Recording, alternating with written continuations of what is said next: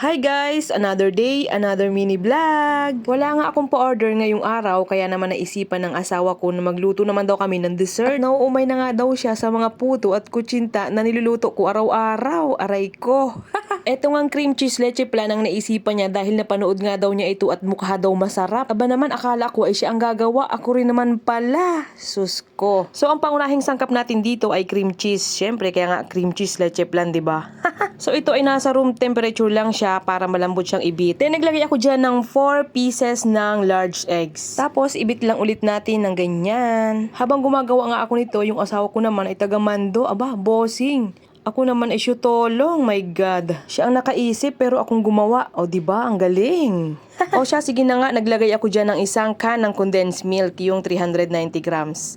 At saka isang can ng evap milk, yung 370 ml. And 1 tablespoon ng vanilla extract. At konting asin. Pero kung wala naman kayong electric mixer, pwede naman yung wire whisk. Or kung wala kayong wire whisk, pwede naman kahit ano, basta kung anong panghalo meron dyan sa inyo. Napahinto nga muna ako dyan at kinahot ko yung ilalim. Ay, kinahot. In-scrape ko po yung ilalim dahil maraming buo-buong cream cheese.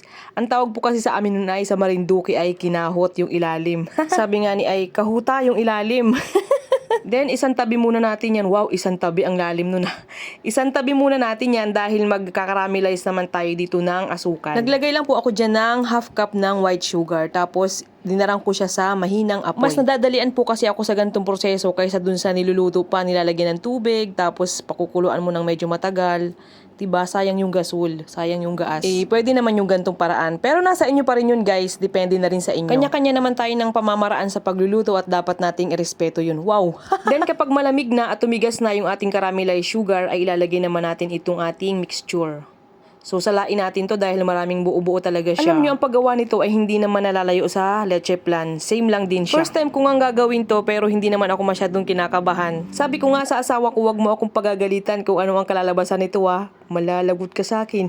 Habang ginagawa ko nga to ay nagpreheat na rin ako dyan ng oven. Dahil gusto nga ng asawa ko ay sa oven daw lulutuin. Tingnan mo talaga, nagmamarunong na naman. Ako ang gusto ko ay sa steamer lang. O tingnan mo, siya na naman ang nasunod.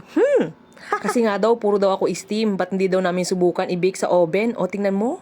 First time ko talagang gagawin to guys, ang mag-steam sa oven. Kaya naman sinubukan na rin namin. Tapos naglagay lang siya dyan ng mainit na tubig. So kailangan ay mainit ang ilalagay natin. Parang kagaya lang din sa steamer, di ba? Kailangan magpakulo ka muna ng tubig. So ganun din dito sa oven. Ito guys, ay niluto namin sa 176 degrees Celsius. So ayan na guys, after 30 days and 48 hours. Wow, ang tagal nun.